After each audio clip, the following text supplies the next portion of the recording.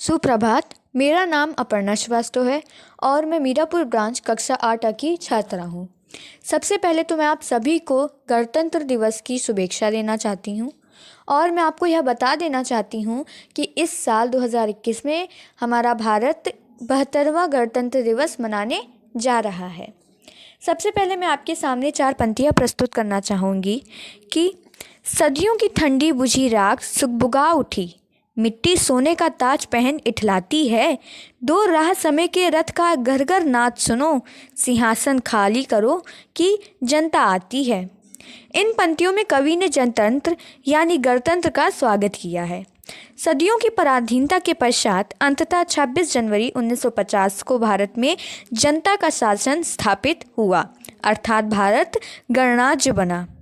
यह दिन भारत के इतिहास में स्वर्णाक्षरों में अंकित है। 26 जनवरी, जिसे गणतंत्र दिवस भी कहा जाता है, भारत का राष्ट्रीय पर्व है। इस दिन का स्मरण करते हुए प्रत्येक भारतवासी का हृदय एक अलौकिक उत्साह और उल्लास से भर उठता है।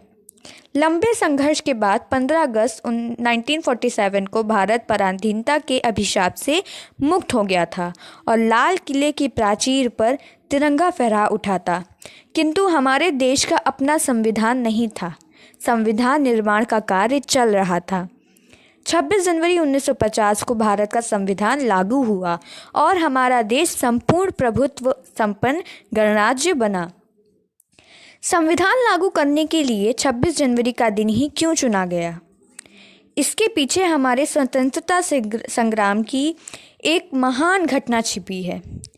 सन 1929 के कांग्रेस के लाहौर अधिवेशन में रावी के तट पर यह प्रस्ताव पारित हुआ कि पूर्ण स्वराज प्राप्त करने की हमारे ध्येय में 26 जनवरी 1930 को भारतीय ध्वज फहराकर यह प्रतिज्ञा ली गई कि हम पूर्ण स्वराज प्राप्त कर ही दम लेंगे। तभी से यह दिन स्वराज्य दिवस के रूप में भारत के कोने कोने में मनाया जा रहा था।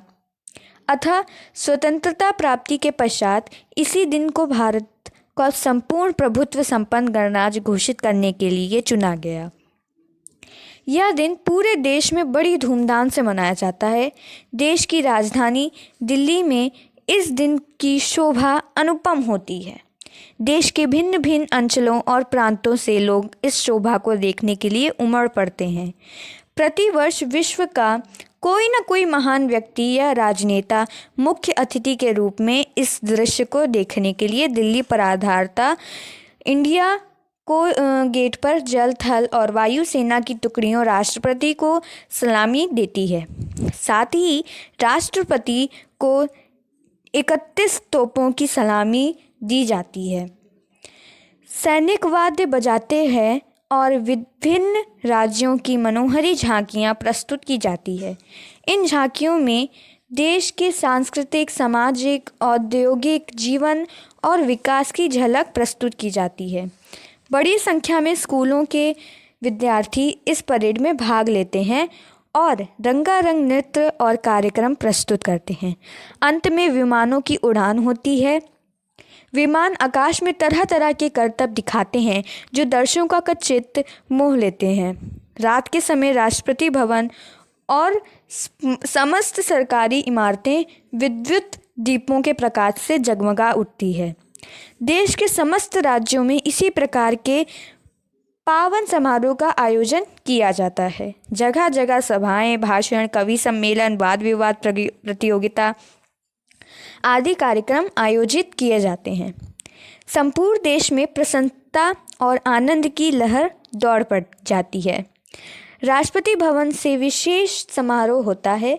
देश के सभी सरकारी भवनों पर ध्वजारोहण होता है। देश के शहीदों को श्रद्धांजलि अर्पित की जाती है। देशभक्ति और देश प्रेम के गीतों से आकाश गूंजने लगता है। इस प्रकार गणतंत्र दिवस भारतवासियों के हृदय में उत्साह, नया बल, प्रेरणा, स्फूर्ति भर देता है। उनमें भाईचारे, पारंपरिक सहयोग और स्वाभिमान की भावना जगता है। साथ ही यह दिन हमें अपने कर्तव्य की भी याद दिलाता है कि हम पारस्परिक भेदभाव को छोड़कर सहयोग और ऐक्य के विश्वास रखते हुए देश की स्वतंत्रता को अक्षुण्ण बनाए रखें और राष्ट्र के निर्माण में सहयोग दें। अंत में मैं आपके सामने 4 लाइनें प्रस्तुत करना चाहूँगी। आओ बने सब देश बांधव हार बनकर देश के, साधक बने सब प्रेम से सुख शांति में उद्देश्य के। क्या सांप्रदायिक भेद से और एकै मिट्टी सकता आहो, बनती नहीं क्या एक माला विविध सुमनों की, कहो। धन्यवाद।